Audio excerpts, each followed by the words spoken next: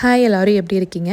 காராமணி வச்சு சென்னா மசாலா மாதிரி ஒரு ரெசிபி தான் பார்க்க போகிறோம். காராமணியை ஒரு 8 மணி நேரம் ஊற வச்சுருக்கேன். ப்ரெஷர் குக்கரில் தண்ணி சேர்த்துட்டு 1 ஸ்பூன் உப்பு போட்டு 4 விசிலுக்கு வேக விட்டு எடுத்துக்கலாம். என்னென்ன இன்க்ரீடியன்ட்ஸ் மெஷர்மெண்ட்ஸ் எல்லாத்தையுமே நான் கமெண்ட் செக்ஷனில் பின் பண்ணிடுறேன். எண்ணெய் இல்லை நெய் எது வேணாலும் சேர்த்துக்கோங்க. ஹோல் ஸ்பைசஸ், சோம்பு, ஒரு பெரிய வெங்காயம், அது நல்லா வதங்கினதுக்கப்புறமா இஞ்சி பூண்டு பேஸ்ட்டு சேர்த்துக்கோங்க, 2 பச்சை மிளகாய், உப்பு 1 டீஸ்பூன் ஃபுல்லாக டேபிள் சால்ட் சேர்த்துக்கிட்டேன். ஏன்னா காராமணி வேக வைக்கும் போதும் நம்ம உப்பு சேர்த்துருப்போம், அதை செக் பண்ணிக்கணும். மஞ்சள் தூள், காஷ்மீரி மிளகாய் தூள், தனியா தூள் சேர்த்து வதக்கிட்டு பச்சை வாசனை போனதுக்கப்புறம் மிக்சர் ஜாரில் தக்காளி பழம் 2, முந்திரி பருப்பு இதை அரைச்சி அந்த பேஸ்ட்டை சேர்த்துக்கலாம். குக்கரில் இருக்க தண்ணியவே சேர்த்து நல்லா கலந்து விட்டுக்கலாம்.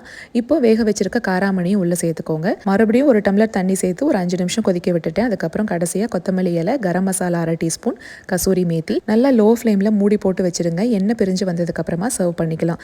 எனக்கு சப்பாத்தியை விட மொறு மொறுன்னு தோசையோட சாப்பிட்றதுக்கு பிடிக்கும். நம்ம நாளைக்கு ஒரு ஷார்ட்ஸில் பார்க்கலாங்களா?